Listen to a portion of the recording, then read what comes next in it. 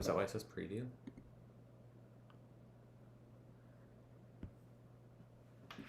Hello, welcome to Drowning in Yarn. Oh. Brian and I have been sitting here talking for literally 6 minutes, and then I was just like, nobody's chatting, and it says go live in the top corner, and then we realized that the little video of us said preview. And I just looked and I saw that now it says concurrent viewers, but it was saying waiting. Hello. I'm so sorry I'm late. I feel like every time we do a live stream, there's a new problem. Anyway, This is Drowning in Yarn. This is our 4th live episode. I'm kind of calling it a live podcast.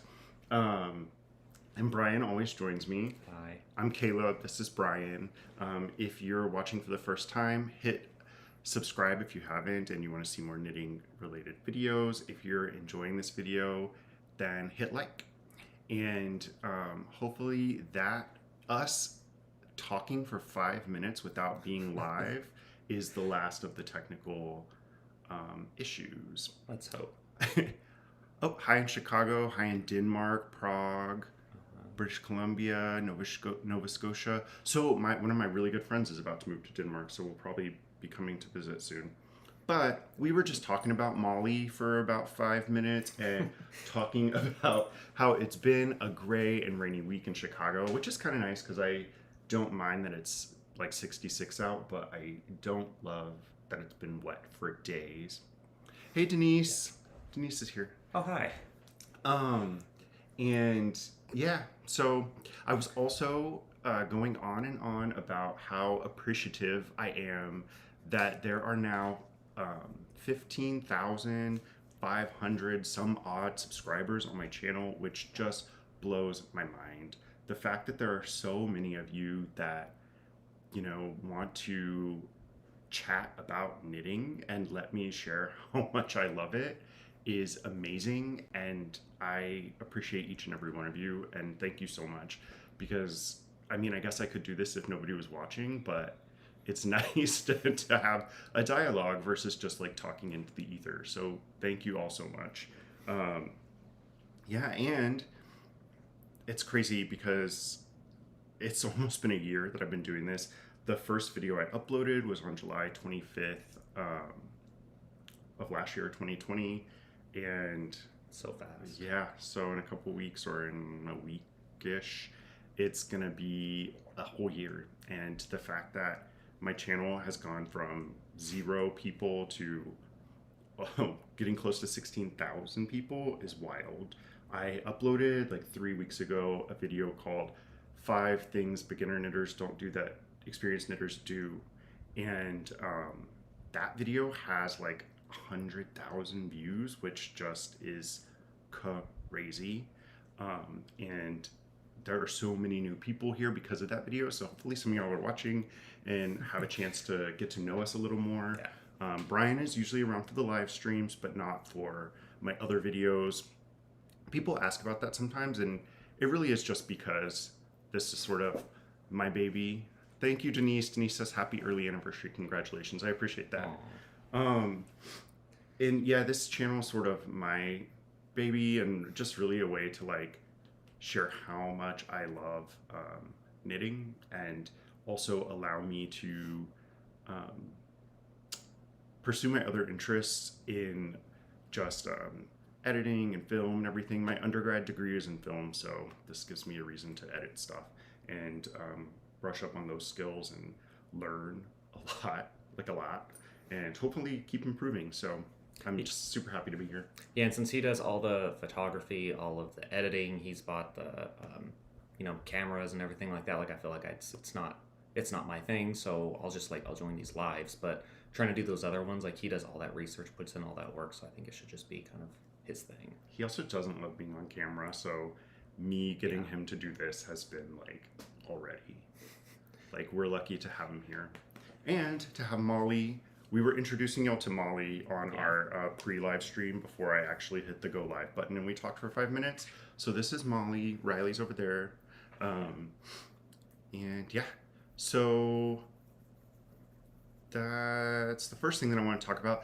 the next thing I want to talk about before we get into, so basically the way we're going to do this today, we're just going to be like an hour. We'll talk about some WIPs, some FOs, some acquisitions, and so we have a new follower because of the beginner experienced crochet or knitting differences video. I've been knitting for a few years, so I still feel like a beginner. Thank you for these. Oh, well, thank you for being here.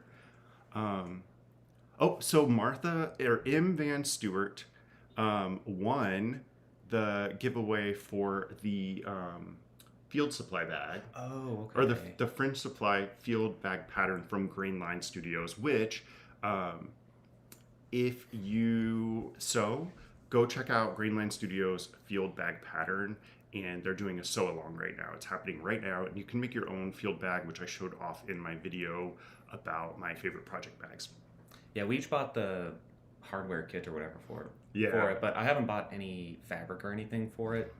I bought fabric, but I don't think I got the right fabric. So those bags, this is a field bag, and they're canvas, and they're very sturdy fabric, and I bought some fabric that isn't quite as sturdy as I would like, so I'm trying to decide. But they're selling the Notions kit, so it comes with the leather strap, the cord, and then there's some grommets on the pocket inside.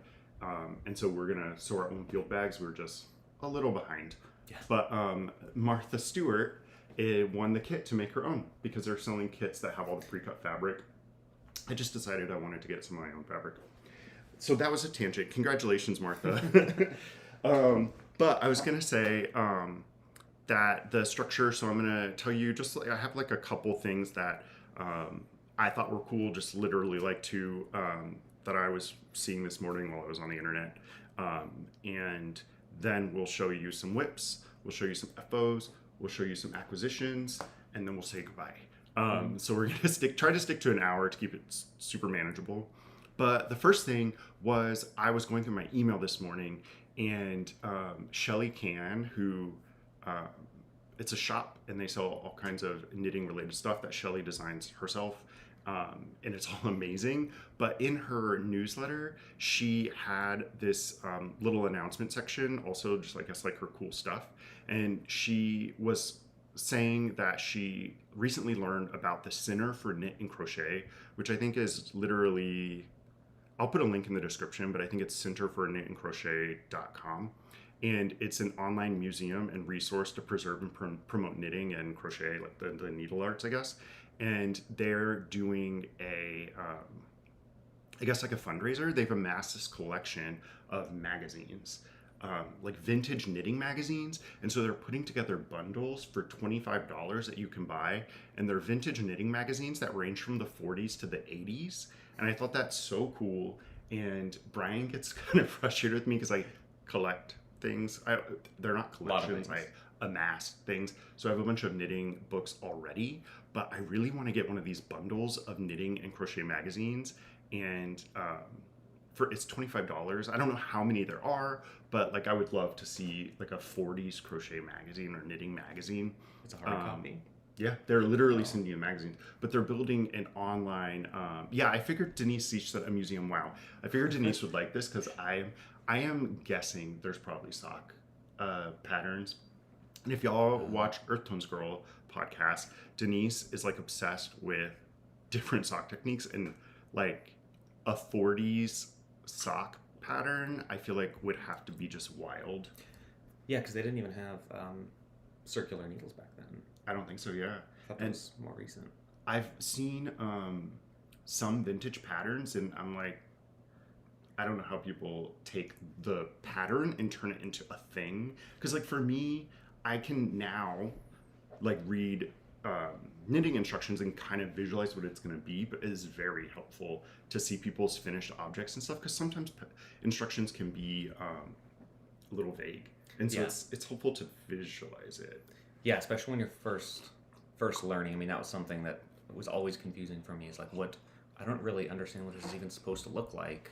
But thankfully, having like Ravelry and stuff at this point in time, like we can always look at that and see what the project ends up looking like. So that kind of helps you know your direction that you're going. Yeah, can you imagine if you didn't have a resource like Instagram or Ravelry or Google, and you're like, oh, I want to make this pattern, but you have no idea what it's going to look like? Because I mean, different people will make the same pattern and it will look different, you know? Yeah, So it's helpful to know how it's going to look in different yarns or different, I don't know, like if you want to do a different weight. Because I've done things that were designed for worsted and TK or whatever. It's helpful to see other people doing the same thing. So I don't know. But yeah, I thought that was super cool. So I will, at the end of this video, I'm going to try to remember everything we talk about and put it in the description. If you're watching and you see something that you want to know about and you go to the description and don't see a link, just leave a comment, or you can shoot me an email. My email's on all my profiles and everything. It's drowninginyarn@gmail.com. And I will make sure to get a link and get you the information that you want. So yeah, that was the first thing. The Cinder for Knit and Crochet, I will put a link to their mystery bundles, $25, vintage magazines from the 40s to the 80s. The second thing, it's sort of two things. If y'all have watched my channel, then you know,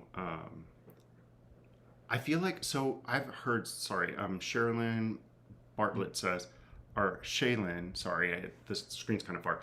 I struggle to read patterns, and I feel like I've heard that before, so maybe a video, or I can find somebody who's done a video to share about reading patterns, because that is sort of, I feel like a common thing. I'm very impressed by people who don't need a pattern to knit, because I've seen comments where people say, oh, I've been knitting for 13 years, and I've made scarves and hats and gloves, and I'm like, and they say, and I've never read a pattern. Oh, they just like learned from like a family member? Which is wild to me, because I've always used a pattern, and it's wild that people are able to do that. That's so impressive to me, because I don't think I would have at all been able to like whip up a hat without a pattern. Oh yeah. Like that kind of skill, like you could just, you're a designer for yourself, which is awesome. Yeah, and I think early on too, we had the local yarn shop that we would go to, and like at least once a week we'd be there, and when there was something that we didn't understand on the pattern, it was so easy to just like ask them, because we didn't really get what the pattern was trying to get us to do, especially in the beginning. Not so much now. Yeah, so I think it's really cool when people say they can't read patterns, but they're knitters. That to me means you're a knitter and a designer. But it would be helpful, I think, to find some resources for people to learn how to read patterns. Right. So I don't know how we got, I was reading the comments. So the next cool thing is, if you've been around here a lot, then you know that Brooklyn tweed is like an obsession of mine. Brian loves it too. Oh yeah. When we first started knitting, Brooklyn Tweed had like a Brooklyn Tweed weekend where Luigi, who's one of the two owners of Brooklyn Tweed, or one of the two founders of Brooklyn Tweed, came to our local yarn shop, and we paid to go for like an all day sort of mini conference. They had like presentations and everything. We learned all about like their process from like sheep to skein, and how they started their business, and like Jared Flood's inspiration. It was so cool. Oh, thank you, Richard. He said happy early anniversary. And has a recommendation. Expression Fiber Arts has tutorials on reading patterns. So great. Cool. But ever since then, we've just loved Brooklyn Tweed. I love their product. I love their message. I love everything about it. So anyway, I obviously subscribed to their newsletter, and last year they had their first virtual warehouse sale. So confusingly, they're in Portland, but it's because at the time that Jared Flood started his blog that eventually like turned into Brooklyn Tweed, he was in Brooklyn. And I was reading an interview with him earlier today, and he said that he very literally just called it Brooklyn Tweed because he was in Brooklyn and he loved tweed. But I think that was like a very happy circumstance, because Brooklyn Tweed is a great name. So anyway, they're in Portland, and they would have this tent sale every year, and then the pandemic happened, so that had to become a warehouse sale online. And I guess they're continuing that, because their second warehouse sale is going to be taking place on Tuesday, July 20th. So sign up for their newsletter if you want to get amazing yarn at a steep discount. So last year I was able to get 2 sweaters quantities of Rancho 2, which I did a video on, and it is amazing. And it is a pricier yarn, and I talk about that in my video, but it is because I mean, they literally say, here's where the sheep were raised. Here is all the places in America that it went and turned into this yarn that you're using. And obviously manufacturing in America is going to be more expensive. Oh, yeah. So there's just a lot of love and care. But the quality of the yarn, I think, is going to be worth it if you have, you know, the pennies to put together to buy it, because it's amazing. So I always love it, but the virtual warehouse sale was amazing.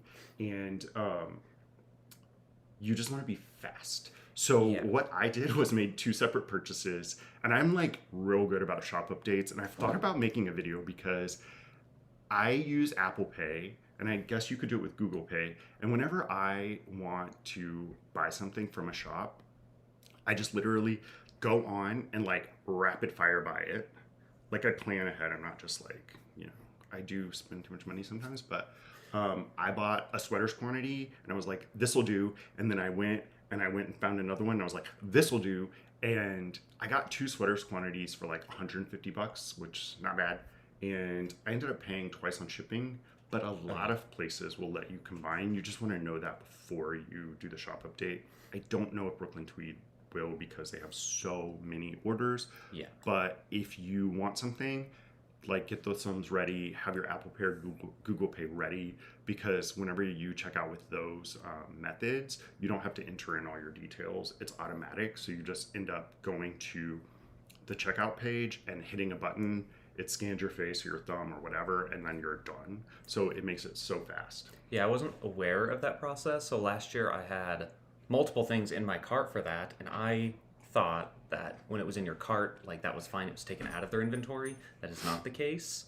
So like 3 different times I put stuff in my cart and then I tried to check out and then my cart was empty. So just don't let that happen to you. So it looks like Kevin is this Kevin from Needles at the Ready? Said I always set an alarm for all the shop updates I want and make sure I'm logged into PayPal. Great. Yeah.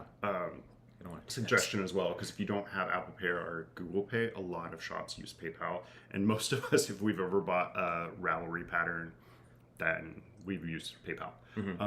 Kendra's here and said I got selected to preview it for the BT Fall collection. I squealed. I haven't tried their yarn yet, but I'm very excited.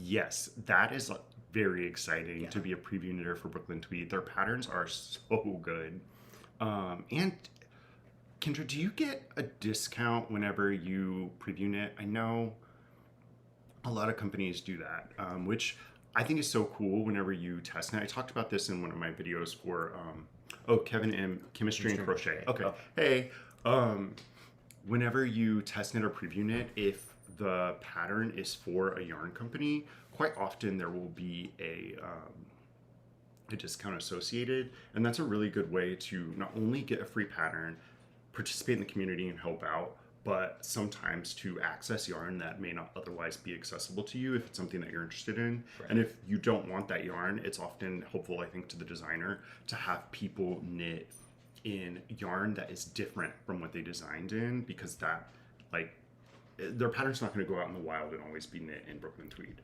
So, but that's a really good way to like access yarn you may not otherwise access. But the second Brooklyn Tweed related thing, there's a reason we were just rambling about it, is on Father's Day, and I am a father to 2 dogs, and I get mad, poor Brian, whenever he calls them dogs, and I do it myself, but then I'll be like, they're not dogs, they're people. So I'm a father to 2 small children who happen to be canines, but otherwise I'm not a dad. But on Father's Day, I started getting all these messages that I was in the Brooklyn Tweed newsletter, which was so cool. So they shared me in their... Oh, I can put it here. Is that on? Yeah. They shared me in their newsletter in my Failing sweater by Emily Green. So I knit this in Brooklyn Tweed, and I got this sweater's quantity of Shelter in the color Meteorite, and it's a little blown out. Let me see if I can just... that was not good. So it's a brown color with lots of speckles of different colors, and then there's some cabling along the raglan detail. But surprise was in the newsletter, which was super cool. And that was on Father's Day. And sorry, I should show you. There are other people in here, not just me. So Keenan from the Knitting Bartender, Brendan from Knitwits and Yarn, who's a designer, Jan Peter from Owlet Knits, Rastus Sue, I think is how you say his last name, HSU, I believe, in a sweater that he designed, or he knit. He's also a designer, and I have one of his patterns that I need to knit and just haven't done it yet. It's the shawl. Yeah, it's a beautiful shawl. Yeah. So that was a super exciting thing. And that, I think, concludes our cool stuff. And we've talked sufficiently. So now we should show some WIPs. Yeah. We have like 75 people. Oh my gosh. I know. Okay. Do you want to go first? Yeah, sure. Because I have one. Oh, and it goes into test knitting. So Brian is test knitting and using yarn that's different and like a different color story. Yeah, so I'm going to show what the pattern... Oh. I'm going to put that on. So it's from Atelier Cliche. It's a cardigan. It's you can do color block, but he also wanted people that did not want to do it color block, so I'm just doing a solid color. But it's just it's a top-down cardigan. It's so cute. The pattern is written with 100% wool, and he has like links to the yarn that he used specifically for it. Oh, hi, Misty. But which one is... I used Fiber Company, which is... I'm going to look up what it is. I am using the Fiber Company's Luma. So it's... I just put that in there. So it's called Luma by the Fiber Company. And it is what? 50% wool, 25% cotton, 15% linen, and 10% silk. Oh, we're back. Okay. So this is what I have so far. This is the back of it. I just recently this week kind of like separated for the sleeves. So beautiful. It's inside. You can see, yeah. So it's halfway there. I just wanted to get something that was a little bit lighter than full, than just 100% wool, so that I could wear it when it was, not super cold out, and just kind of layer with it. I haven't really knit with anything with this much cotton before, like something this large, so it's a little bit different. I'm not sure that I'm going to do stuff like that in the future, but I do like this one, and I like this yarn, and I so far like the pattern. I think it's just a slightly different type of cardigan than what is out there currently. Yeah, and so Brian's knit 2 cardigans before. Yeah, I've done the Ranger cardigan and in Shelter from Brooklyn Tweed, and then the Spice cardigan. Spice. Yeah. I always get Spice and Spark mixed up, from Andrea Mowry, and he knit that in Spin Cycle, dyed in the wool. Yeah. And what's the Dream State, worsted weight. Dyed in the wool, border fingering. Oh, that's right. So it's Dream State and Blue Sky Fibers wool stock, which is like a nice. It's a little bit more affordable, but I mean, it's still a sweater quantity. It's going to cost you like $100 or whatever. Yeah. It wasn't cheap, but it was, I don't know. It was a decent price. It was.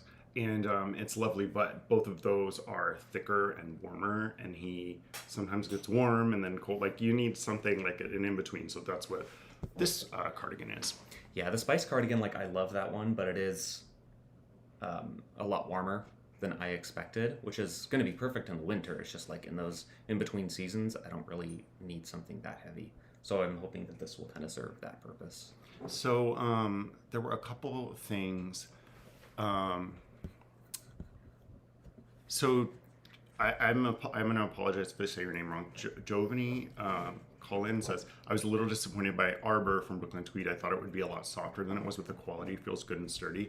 And yeah, I mean, the sheep that are typically, so Brooklyn Tweed's yarns are like single breed yarns, like Rambouillet and I think Targhee and I don't know if they have BFL. There's merino in their latest ranch yarn, but they're not like soft like a merino, but they're not itchy. So I think if you go into it not having felt it, it is definitely going to be a difference.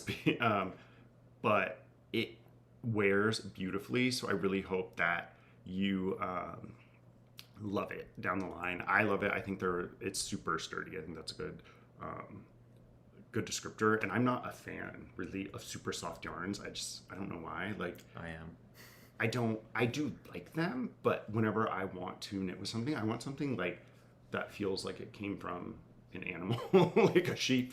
I don't know. I love a woolly wool, and I feel like Brooklyn Tweed like scratches that itch. But I can definitely see if you're like wanting like a merino soft, like it's not it. Right. Unless you get their merino one. And then there's a couple more. So Kamika said, and I apologize if I said your name wrong as well. And we've chatted before. She is Miss Pearl. So there's a new yarn store opening in Chicago, which is so amazing. It's going to be on the south side. And she is like making her dream come true by opening this yarn store, which is so cool. Yes. And she asked, how do you like that yarn, the Luma? I really like it. I think that it's really soft, but it's very drapey. So I think it depends on what you want to make with it. Like if you've ever used Brooklyn Tweed Staple, it doesn't feel like as much wool as that, which I think because this is only 50%. But it is really nice. It's got some silk in it, but it's not like shiny or anything. But I recommend it. I think it's a good one to work with for certain things that you want to be pretty drapey. Excuse me. So then, sorry, I'm just trying to get through the comments, but I also want to read them out loud to you. Okay. Oh, thanks for coming, Julie. Julie from Woolly Knits. This first time catching the live. So let's go to my cardigan. I've been talking about this, and if you watch my channel, you have seen this. And this is a Brooklyn Tweed pattern. So this is the Little Wave cardigan by Gudrun Johnston. And, excuse me, I am actually not knitting it in Brooklyn Tweed yarn, which I talked about in my last video about knitting with charts. And I'm using some yarn from Harrisville Designs. It's called Highlands, and it is also a woolen spun yarn. And don't put it under there. It looks so nice. Don't quote me on this, but I am like pretty certain it's spun in the same mill that spins. Oh, I forgot to say this, but Kendra said that she did get a steep discount on Brooklyn Tweed when she was preview knitting. Oh, nice. Yeah, I saw that comment, and then we were talking. So this is my cardigan. So the color is called charcoal, and it's kind of hard to see. Let me see if no. I'm trying to create shadows. You can see these wavy lines. These are 2-stitch cables that are knit using twisted stitches. And these are not the same twisted stitches that you think of whenever you knit through the back loop and it twists your stitch so that typically whenever you're knitting, like your needle would like come through here and like the right leg of your stitch would be in front. And if you knit it through the back loop right, then the right leg of your stitch would be behind, and we would call that a twisted stitch. These are different. They're essentially cables that you knit. So when you're knitting, you would knit like to make, I think, a left or right. Don't quote me, but you would knit like the second stitch on your needle. Then before you remove the 2 stitches, you would like pull up a loop and knit through the first and then pull them both off. So you knit your 2 stitches out of order and result with 2 stitches that are twisted. And I made a hat with kind of this sort of twisted stitch pattern. I had to look at some videos just to kind of see, because that's one of those things where I was looking at the pattern and I'm like, this doesn't make sense. I've never seen this, and it's not kind of like a standard knitting stitch. But once I actually saw it in, I forget whose videos I saw on YouTube, but once I actually saw it, as complicated as it seems. Yeah, and it's so simple, and it creates like a gorgeous textured fabric. So I'm knitting this in the Harrisville Highlands because I had a sweaters quantity that I was going to use for a project that I have decided not to do. But I thought it would be a really good sub for shelter because it is a woolen spun and it has a similar kind of look. And let me pull up. I showed it in my video, but I knew, well, I was worried that in this color the texture wasn't going to show up amazingly, but I had hope because Jared Flood. Oh, my iPad is deciding. So I installed the public beta of the next version of iOS, and my iPad has been a little bit iffy at times. So keep that in mind if you want to do that. But Jared Flood is in the pattern, and he looks so handsome in his cardigan, and I wanted to emulate this look. So, oh yeah, it's delayed. Let me make sure. Yeah. So I picked this pattern based on this picture, really, because I thought it looked so good on him, and I'm really happy that this yarn is coming out similar to this project. So that is my little wave cardigan. It is taking me some time, just because You got multiple things going though. yeah, and it's warm, so I do want to knit another sweater, particularly in that Rancho 3, which is a sport weight yarn, but I still have time to knit a couple sweaters or a few sweaters before it gets cold, so I'm not stressing about this. That was why I'm glad I did the test knit for this one, because it kind of forces me, like there's a schedule in order to get it done. Otherwise, like I don't really want to make a sweater right now, but this is kind of the best time to do it, is before you actually need it. I just realized that like a large portion of this video is just going to be me doing this, because I make like a crazy face whenever I read, because I gotta squint and stuff, and the screen is kind of far away, so I'm reading comments when I make that face. Did you have another whip? I mean, I guess so. This was a Summerly Knits sock pattern. Her shorty sock set. Yeah, so I used some yarn left over from my cowl that I made, but it's just kind of a standard sock. Is it showing? Oh. And I kind of liked the colors. I don't know what happened. I did it with the second one too, where this, like, the cast on looks crazy, but it doesn't look like that when I put it on. Yeah, because it stretches out nicely. But I just wanted something like kind of quick and that I didn't have to pay a whole lot of attention to. So like there are a few kind of problems with it, but I don't really care because it's a sock and you're not going to see it, and it was just kind of a quick thing that I made. Sorry, I'm having cable management issues here. And this is arch support? Yeah, it's just like a slip stitch. Like I thought it was ribbing at first, but... Oh, that's nice, because it actually is going to be less stretchy there, so it will... It helps kind of keep it from, yeah, exactly, stretching out, because that's an issue I have sometimes with the socks. And then the green yarn is yarn that you dyed. Oh, back when I don't dye yarn, like, let's be real, but... When he was first learning, he had tried a few different colors, and this green was one of them. Because I think this was the first time, this was when he first got acid dyes. Is that acid dyes or is it food coloring? The food coloring was the blue one. So I made for Brian for Valentine's Day the year before last. I like dyed a bunch of yarn, some with food coloring. So it was a nice idea, but like whether he should use that yarn or not is questionable. I don't know, but I mean, I guess I could talk to Grace, because our friend Grace is a dyer at Knit One Chicago, and she just taught a food coloring. Oh, you just pulled your whole needle out. Yeah. She just taught a class on dyeing with food coloring, and if Grace says it's okay, then maybe it is. Maybe you can make socks with that yarn. Yeah, and so, this is really a, I guess these are a whip, but I'm just like, I need to Kitchener stitch this. That's a whip. It's not done. Yeah.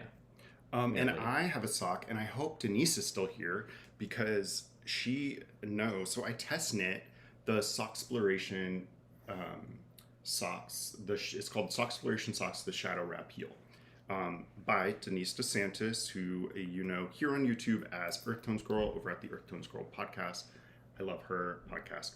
And I test knit that sock, and I'm on my third Soxploration sock. Yeah. It's just a really nice like vanilla sock pattern, and it's a good base for doing whatever you want with it.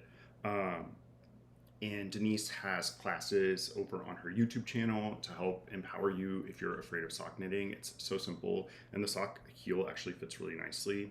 So this is my Soxploration sock, and it is in Woolens and Nosh in the colorway Saltwater Taffy, which is obviously self-striping, so I didn't have to change colors. This just does this, and I really, really, really like this yarn. It's like, it doesn't at all feel like a sock yarn, but it's got 10% nylon, so it's very like sheepy, like in a nice way. It's soft, but it's I don't know, I love it, and the colors are absolutely gorgeous. The stripes are so uniform too, which is really nice. Yeah. And then you can see on here the short row heel. So this is what your shadow wrap heel line is going to look like, and I feel like I need to put this light down, which I probably should have done. Yeah, that was wild. Sorry, y'all. And you can still see this cable. We're having problems. But anyway, oops. So it looks the same on both sides, which is really nice. So it's very symmetrical. It's just like Denise loves her symmetry, and like she did a great job.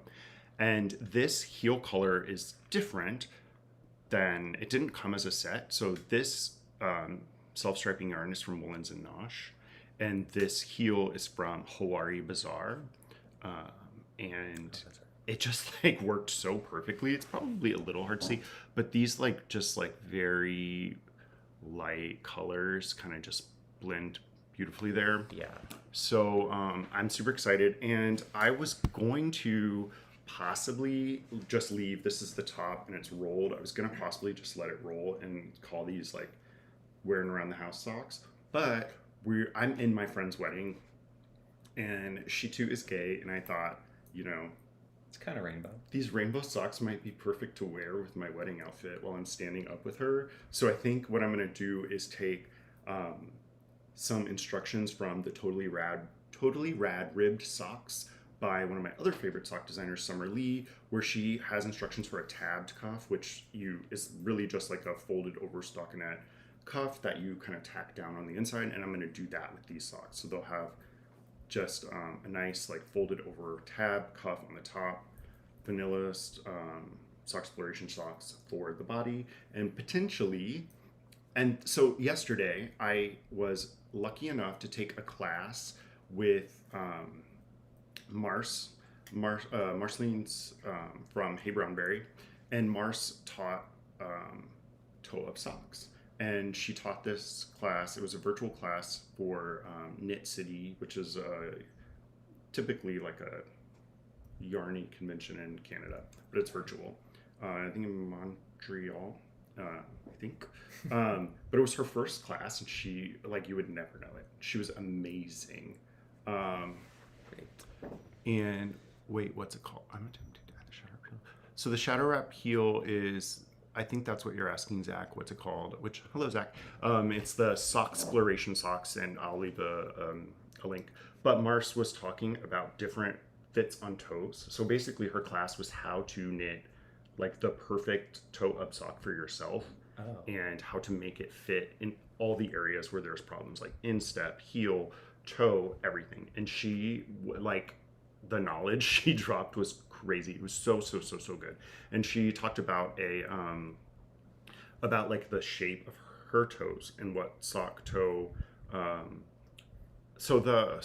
somebody Fiber Floozy Crafts said Totally Rad cuffed socks, and they have a tabbed cuff option, but they're called Totally Rad ribbed socks, and they're amazing. But she was talking about the best toe to fit, or best sock toe to fit her feet, and I realized that I should try the anatomical toe, because she was talking about how, sorry, that's the buzzer, and then Molly here's the buzzer. she's talking about how it fits really nicely because her big toe's a little bit longer, and it creates this like slope shape, which I have as well. And then it made me think, oh, I should try this. And then I remembered that the Bearded Pearl, Justin from the Bearded Pearl, has a tutorial, couldn't think of the word, about how to do the anatomical toe. So I think on this Soxploration sock, and this is why I love this sock, it's a really good palette for like trying things. I think on this pair I'm going to try anatomical toes. So each toe will have a foot, right? One will be for my right foot and one will be for my left foot. And no, thank you, Fiberflucy Craft. She said, oops, thank you. No, thank you for answering the question. But I'm going to try that. Oh, somebody's buzzing. I hope somebody lets them in. Sorry, a delivery person's here and they press a little buzzer and then Molly gets excited. Do you want to go let them in? Yeah. Brian's got to let them in because it could be, Lord knows what, Amazon plants. I ordered a bunch of soup from Amazon randomly. It's like a 12-pack of soup. It was cheaper. So yeah, I'm knitting these. I love them. And then other whips. So I've shown you two and my last one. And then we'll go into FOs and acquisitions, which we said we're going to be an hour and it's 11:47. So we might be an hour and 15 minutes, but... Oh, Kevin's out there. I don't know what's going on. There's people up front. So my next one is a recent cast on, and this is called Brujeria by Andrea Mowry. And we can actually go into whips or to acquisitions from this because, or no, we have FOs. Oh, damn. I'll just talk about this. So we went to this yarn store. This is Brujeria. It's just a crescent-shaped shawl with garter stitch and brioche. And I just started it 2 nights ago while we were watching Barb and Star go to Vista Del Mar, which is hilarious. Yeah. It's on Hulu, and I'm knitting this. So Andrea Mowry released this, I think, a while back, and it's crescent shape, which will be my first time doing a crescent shape shawl, and I thought it would be really nice to try a different shape. But the reason I decided to do this was because we went to Woolen Company, which is a huge 6,000 square foot yarn store. Yeah, it was big in Elgin. Yeah, it's in Elgin, Illinois. So like, I don't know, 35, 40 miles west of Chicago. So Brian rented a car. It ended up being the weekend after my birthday because there were no cars available on my birthday, or at least around here. And so we went to this yarn store, and I have a tendency to just buy things, which I did a little bit of, and I'll show you. But I decided that it would be smarter to have a plan. So I just quickly went on and looked at things that I saved in my Ravelry and decided I was going to make this Brujeria. And I've just really lately been not feeling knitting with superwash as much. So I decided I was going to do it in 100% wool. And so I bought 5 skeins of this Rauma. Sorry. I am not going to say this right. Gamel Surrey.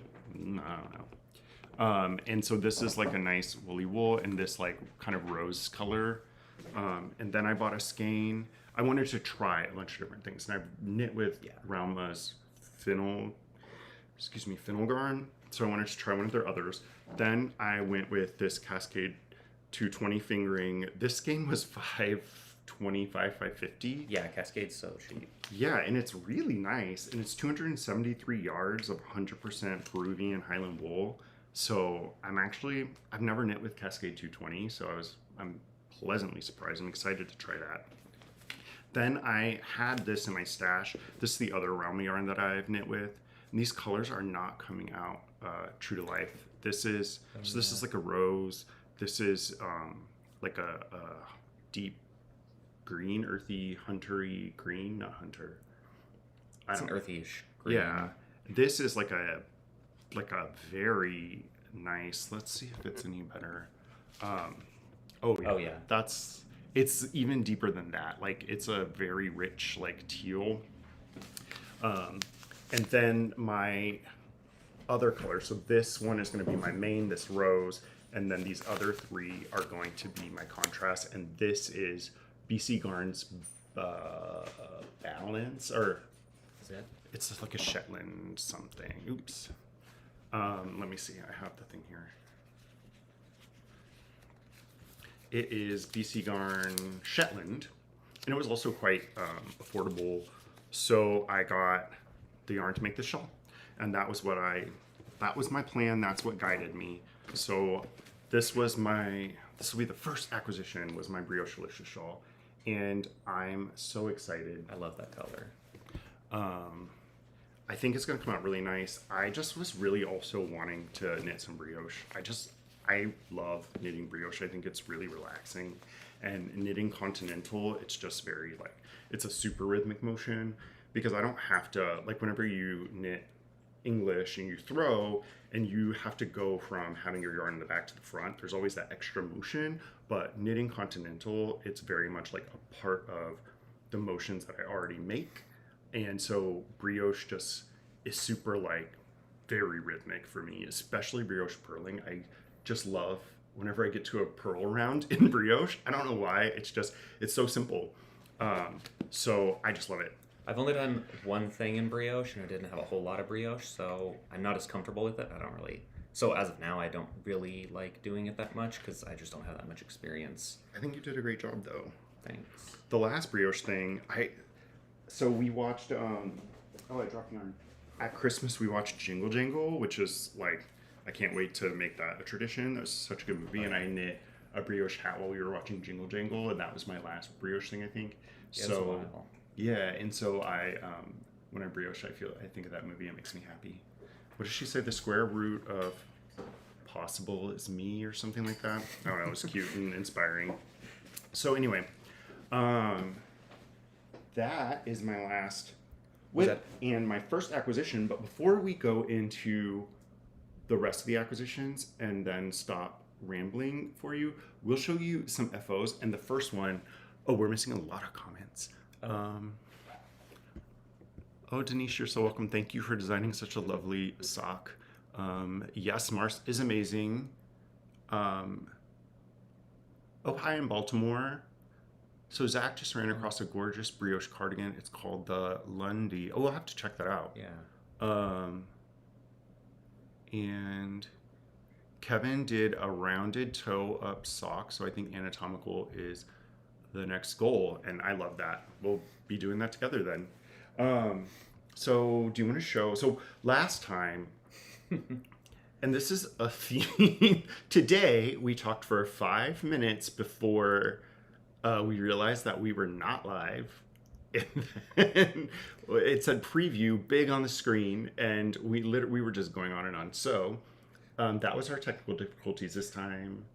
Yeah, and last time, what is the name of this one now? So Brian knit the Volcano Trail Cowl by Max the Knitter, Maxim Sear, and last time just finished it and could not find it until 5 minutes after we were we were done with the video, and it was behind the couch under a pillow. So I don't know how. It was because I think we put the pillows back there so the dogs don't get all over them, and there's a little ledge. And we'll put stuff back there so that the dogs don't lay on it, because our couch is an expensive dog bed. And so I guess he may have put it back there so that Molly didn't lay on it or chew on it. And then put the pillow on, which, you have to be careful with Molly. Our friend was knitting a night shift. She finished a night shift. She spent 80 hours knitting a night shift by Andrea Mowry. And she was watching our dogs, because we went to somewhere, New York, for my friend's wedding.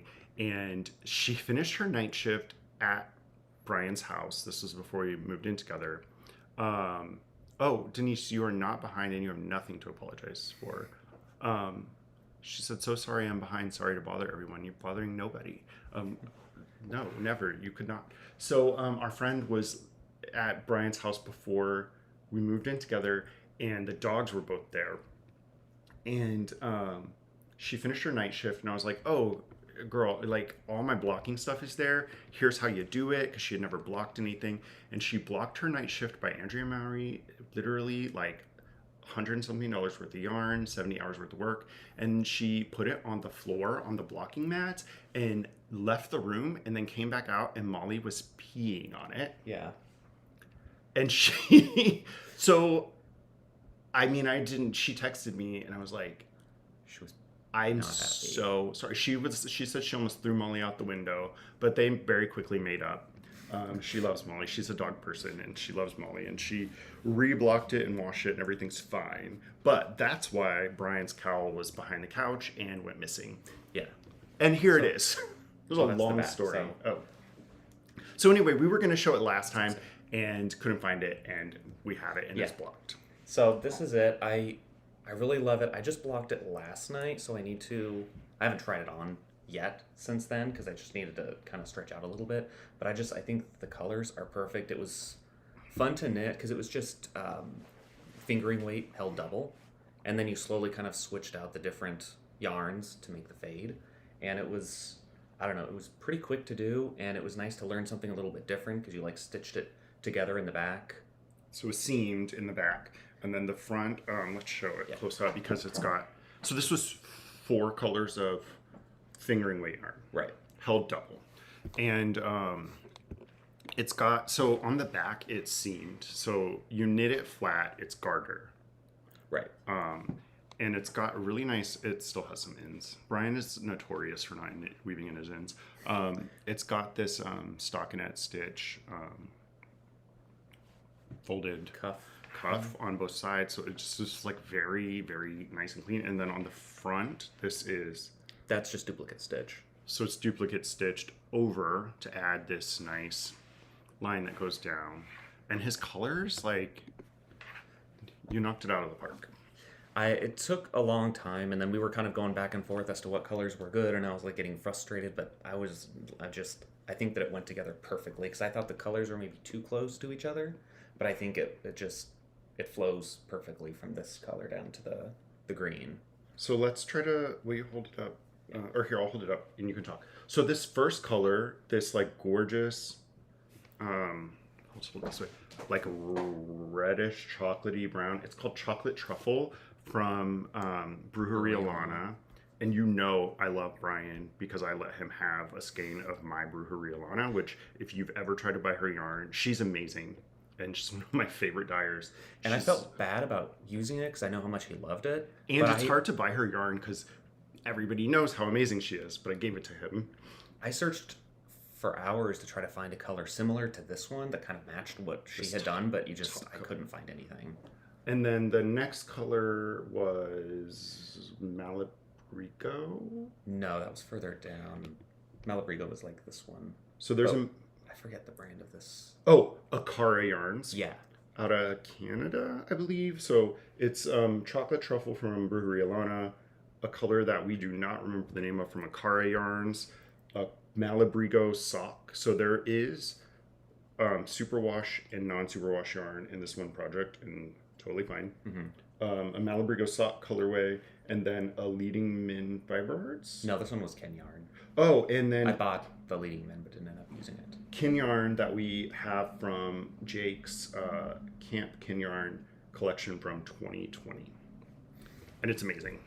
And yes, see, Denise knows that's true love that I let you have some Brujeria Lana. Okay, so looks great, Brian. Looks like an apple orchard. That's a great description. Yeah. Nice gradient. Fades so nicely. The fade is perfection. Claudia says that Denise's sock series, it makes it so easy. That's awesome. Martha says it totally looks like a painting. And then Michaela says, oh my God, I love her. I've been trying to get a sweaters quantity for so long. So that's a good point. And I think I remember maybe her 2 updates ago, she was saying that she's kind of shifting to having more sweaters quantities available. So like fewer colors, but larger quantities of each color. So hopefully you're able to get a sweater quantity soon in one of her updates. And I found whenever I go to buy her stuff, it's great because she does always say exactly what's coming in the update. And then her site does take Apple Pay and Google Pay, and I think Shop Pay and PayPal. So you can create an account have all your payment details ready, and like right as soon as the shop opens, I refresh. I know exactly what I want. Go in, put it in the cart, and check out with either Apple Pay, Google Pay, Shop Pay, or PayPal, and you'll get it so quick. I think almost everything on the site sells out within the first like 2 or 3 minutes. Yeah, like so you have to be really fast. Yeah, but if you do those, if you have one of those payment methods and you know what you want, like you can get it. Because I've bought from her shop a few times, and I think it'll be easier now that she's dyeing larger quantities of stuff. Oh, so then I have 2 FOs. I'm just gonna really quickly show these because they have. I just have one thing that I want to talk about.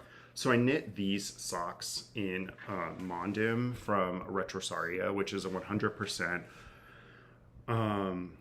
Portuguese wool. And it is very affordable, actually, which is one of my acquisitions. I'll show you.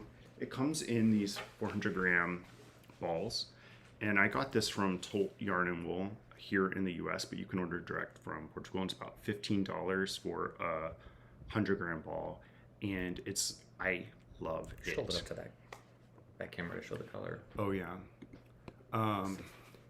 Yeah, it's better. So I absolutely love it. It's amazing. Like, there's a nice tight twist, so even though it's 100% wool, it is for socks.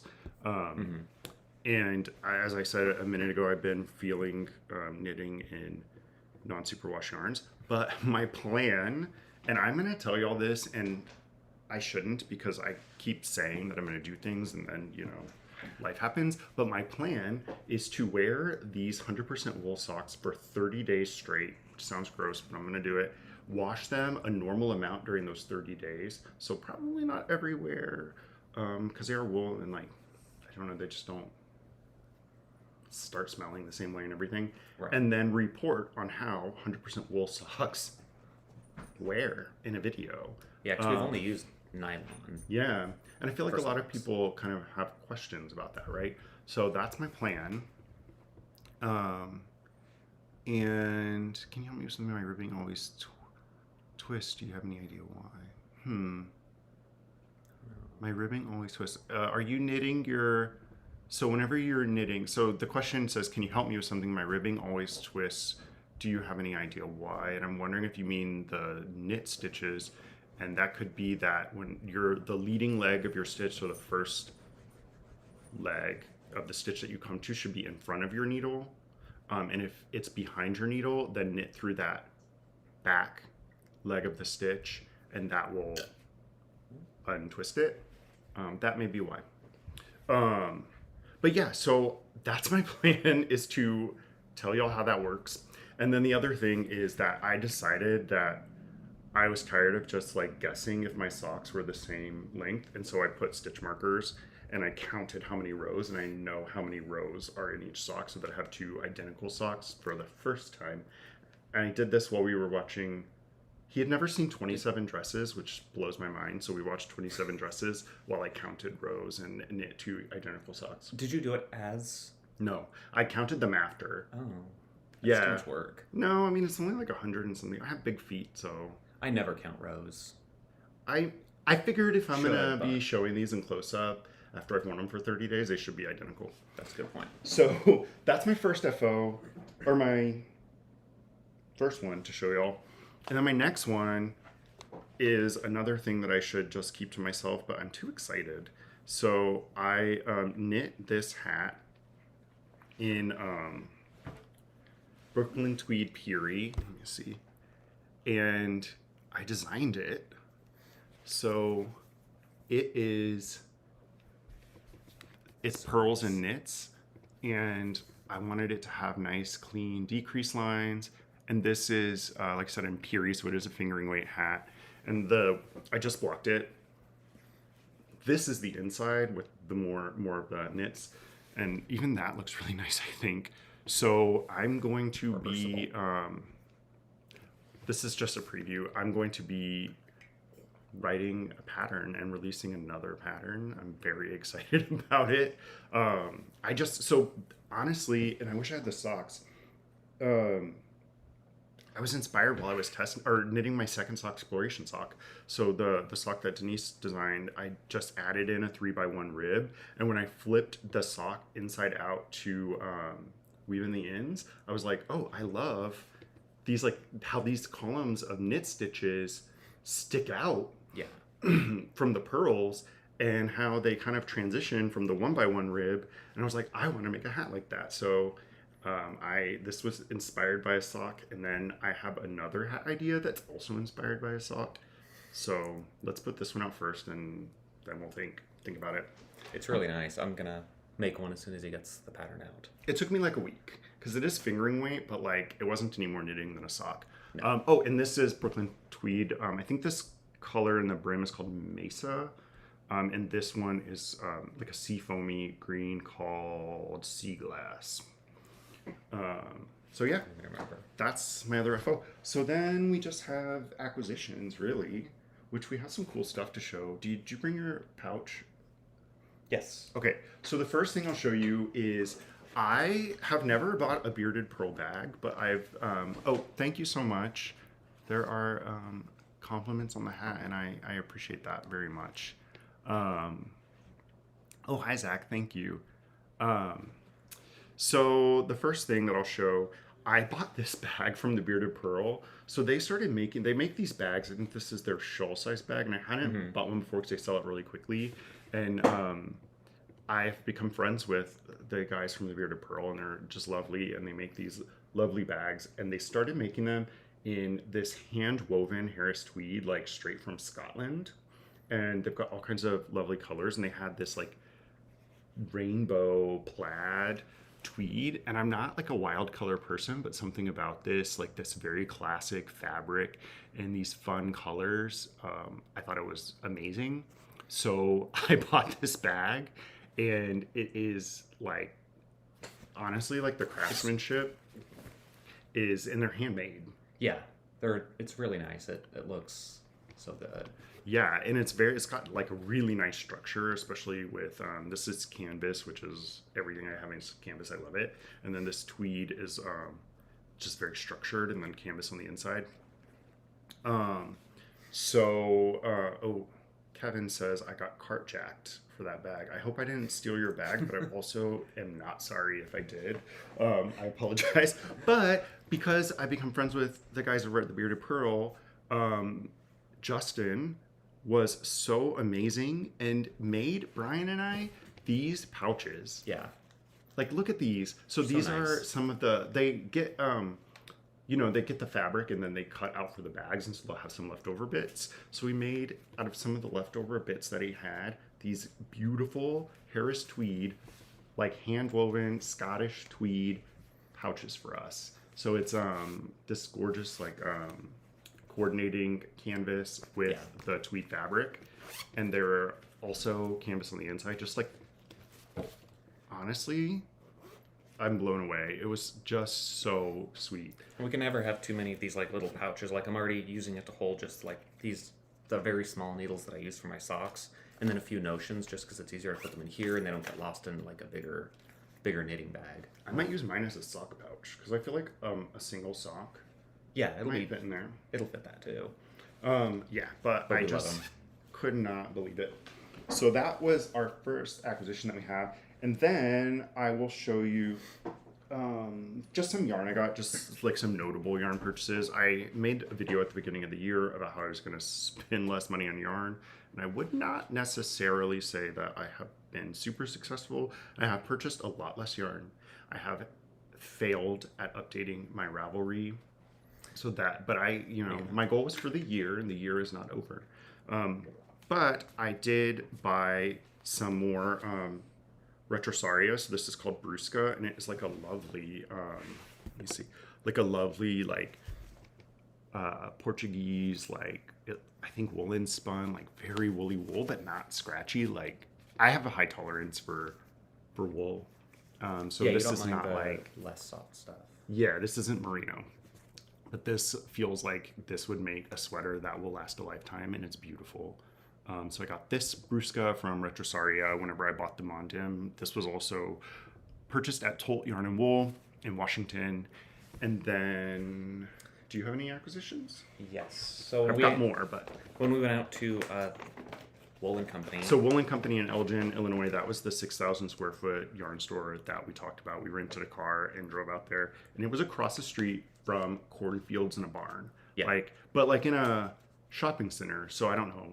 We went to another world for me, but it was awesome. Interesting experience. It's a huge yarn store. But after seeing Caleb work on his self-striping, like those socks that he just showed earlier, I wanted to do that too, because I've never done anything with self-striping yarn yet. So I got this. It's just a Cascade Yarns self-striping yarn. You can see it. It's called Heritage Prints. It's 75% wool, 25% nylon. Yeah. And then it just kind of shows the picture of how the striping pattern is supposed to go. So I guess that will help me figure out when I need to go to start the next sock. What, do you know how much it was? Do you remember? No, but it was not expensive. Yeah, like maybe 15. Something like that, yeah. And it's very soft. It's nice. Yeah, I really like it. And then I couldn't figure out what I wanted to make, and then Caleb sent me this pattern. So for a second project, because I wanted to buy something when I was out there. And it was, so the pattern I'm going to use is this Lexington cowl, which is a linen stitch. And I've never done linen stitch before, so I wanted to try something new. Oops. And it's in sport weight. So I got this Rowan felted tweed. So it's in their Metallico sport weight, which is very much like a yarn with a sheen. And it wasn't really what he was after, so we spent a fair amount of time looking for sport weight yarn. Yeah. In the store. They had plenty, but just finding exactly what he wanted. So ended up with this Rowan tweed, and I don't think it's sport, right? This one is sport. Oh, it is sport. The other one, I kept going back and forth as to whether I wanted to get sport or DK, because there's just not as much sport weight yarns out there. So these are the three colors that I picked for that. So I'm excited to do it. I remember testing, or trying a swatch of linen stitch a long time ago when I was earlier on in the knitting, and it looked really bad. But I think that I can do it a little better now. And I got, so it's a total of 6 balls of yarn, and it's just these 3 colors. And they had a good deal, right? Because the Rowan, when you buy Rowan, it's one of their everyday favorites, and I think if you spend a certain amount, you get 10% off, which was cool. Yeah. And those deals are on their website too. Because when I bought the 2 sweaters quantities of Ranch 03 from Brooklyn Tweed, I actually got 20% off because they just had a sale, or 25% off. It was like a steal. So their website's great too. But this yarn is just lovely. And the cowl's going to be great. Brian is a cowl person. He doesn't like a lot of bulk. So the first thing he knit was actually a scarf from... it was a garter stitch scarf with Malabrigo's super bulky yarn. Yeah, the Rasta, I think. It's beautiful Rasta, but it was too bulky for him because he just doesn't like any extra bulk, and a cowl is perfect in Chicago to keep him warm but not create that bulk. So. And I don't really have big jackets, so then it just has this big puffy spot on my chest. So that's why I kind of like the cowls better. So then I'll just quickly show y'all. I got another skein of amble from the fiber company, which I got this at Knit One Chicago because I did that review of amble and loved it. It's it is a sock yarn with 10%, and this was a detail I forgot to mention in my video, but the nylon in this sock yarn is recycled, which is awesome.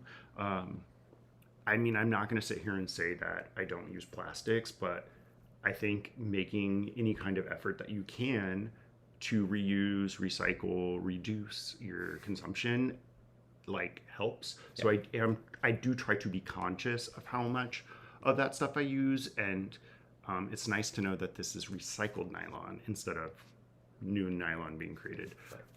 So that's awesome, and this is a very woolly sock yarn. I love it. And then the other things I got this on sale. It was in their sale bin for $8, which is half off at Wool and Company, and it's this. It's called. I didn't see the name. It's Arbor from Brooklyn Tweed, and it's called something. Where's the name? I know they put the name on them.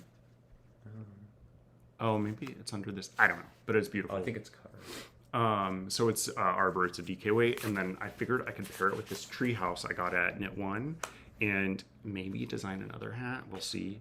I love Arbor, but was mentioned earlier, It's not like merino soft, but it is not at all scratchy. It's definitely a next to skin wool, but it is more of like a hardy wool, and it is 100% American Targhee, which I need to read up on. And they put the micron count as 24.5 microns, and I'm trying to remember what merino is. Like, the smaller the micron count, the softer it's the diameter of the fibers. That's 20 under. So let's see. Sorry, I'm. Martha is fighting Brian's love for cowls. Or loving. Freaky Geek says, I like cows, but they are too heavy around my neck. Oh my gosh. Cowls. Then Taylor says, Arbor's a great yarn. Somebody said, yes, cows can be very heavy, because Freaky Geek said, I like cows, but they are too heavy around the neck. So those were all the yarn purchases we have to show you, but I have a couple other things. One thing that I've had for a while and forgot to show, and I thought about it because Brooklyn Tweed came out with these 2 Tuft Woolens wool washes. So the Tuft Woolens wool washes, I actually did not understand until we got these. They're bars that you kind of do like you're doing your hands in the sink, and that creates the wool wash in the water. And it is, so it's oils and shea butter, I got shea, water, lanolin and fragrance, and A lot of stuff. some other stuff. But it's a wool wash just in a bar, which is really nice. And they smell so good. Yeah, I love it. And I use the other one, which I don't remember what it's called. So this one's called Amalfi Grove from Brooklyn Tweed and Tuft Woolens. And I use the other one for this. And it smells really good, so it reminded me that I've never shown that and should. But then I got a couple other things, so I'll just show you really quickly because, it's what it is. They're needles. So I got some Chalgu DPNs because I've never used the Chalgu DPNs, and I typically use Knitter's Pride Cubics, Knitter's Pride Nova Platina Cubics. Yeah. And there are square needles, and I wanted some of these larger, these are size 7 stainless steel Chalgus because I'm a Chalgu person, and I want to knit the sleeves on my sweater with DPNs this time. So I got these stainless steel DPNs, and I actually knit a swatch for a video that y'all will never see because it was a useless tutorial. Like, you could not see what I was doing, and I realized halfway through, and I was like, no. But I knit a swatch with them, and I loved them. And I got some for socks as well. And then I got an extra, this was all at Woolen Company, I got an extra cable for my size 1s for socks, a 30-inch cable to use with size 1 Chalgus. These are the twist red lace interchangeable cables, which are my favorites. Yeah. And you can never have too many cables. But then the other thing that I got that's a little more unexpected was, this is from the Knitting Barber. And I got this from Leading Men Fiber Arts. Let me see. I'm going to actually switch this. So this is the Knitting Barber. And these are so weird, but so cool. So they come in all these colors. This is just like a tube. It's like a stretchy tube. And what you do, let me get one of these DPNs to show you.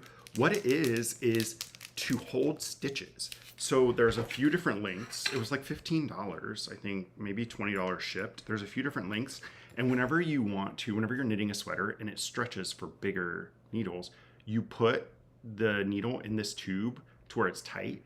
So it stretches and it like grips tightly, and then you can slide all your stitches onto it. Or if you have a, circular needle and you want to try your sweater on or whatever, you can do that so they don't fall off the ends of your needles. And it fits. That was a size 1 and this is a size 7. And because it's stretchy, it fits on both. So you can I pulled kind of tight. Fairly securely make sure that you're holding your stitches. And I thought that was so cool. So I got it to try. I have not used it yet, so I can't actually speak to its efficacy. Is that a word? Its usefulness. But I think it's going to be super useful, and I think it's super cool. And I'm pretty sure they still have them on the Leading Men Fiber Arts from their shop. So yeah, super cool. I think it's a good idea because, right before we started this live, I had to add an extra cable my needles for my cardigan, just to show kind of how it's set up. Otherwise, it's just, just bunching up a little bit at the bottom because I'm not using a huge needle for it, or a huge cable.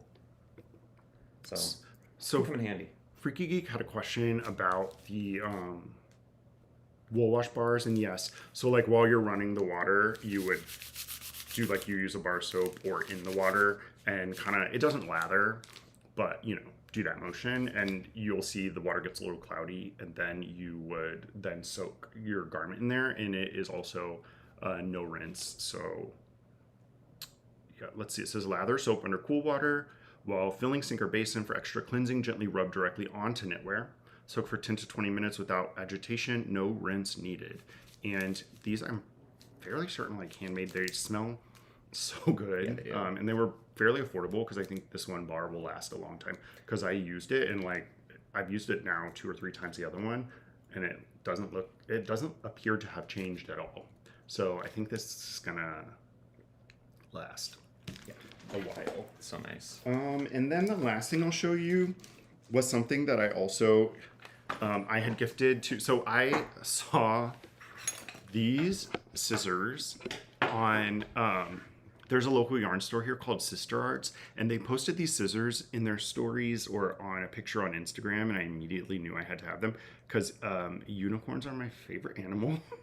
And though everything I wear is like a dark earthy color, I do love like a rainbow, like a classy rainbow accessory. And so I saw these like iridescent unicorn scissors, and like if I didn't get them, I don't know what I would have done with myself. So I posted that I was going to get them, and Justin from the Bearded Pearl replied to my story and was like, oh my God, I want those. So I told him I was going to go to the yarn store and buy some, and I would pick him up some as well. But I called them and they only had 2. So I bought them both, and they were only like $11. And I just mailed it to Justin. Yeah, I got some too, and I love them. They feel really solid too. Like, because when I saw them at first, I thought they might just be cheap. And they're, I actually used them. I've been, part of the reason, okay, so here's a story. Brian was at the gym and saw his old manager, and did he mention he wanted to knit or something? Why did he... Or you mentioned... I told him about the channel because we were going to go to Elgin. Oh, right. That was before we went to the yarn store, so he told him. He mentioned that I have a YouTube channel, and he started watching. And then he texted Brian later and was like, oh, so does Caleb always wear a hat? And the truth is, I didn't even have hats before the pandemic, but then I wasn't going to get my hair cut, and it was wild whenever I started my channel, and I had to like look presentable, so I started wearing hats, and now I'm just obsessed. So I wear a hat all the time. And I've been cutting my own hair during the pandemic, which sometimes works out and sometimes does not. Yeah. One day I came out and I was like, Brian, how does it look? And he was like, oh no. And he took a picture of the back, and I had like shaved like some lines and some blotches and stuff into it. I thought that he was kind of going for like a mohawk look, where like it was really short on the sides, and then he kept most of it kind of on the top and back. But that was not done on purpose.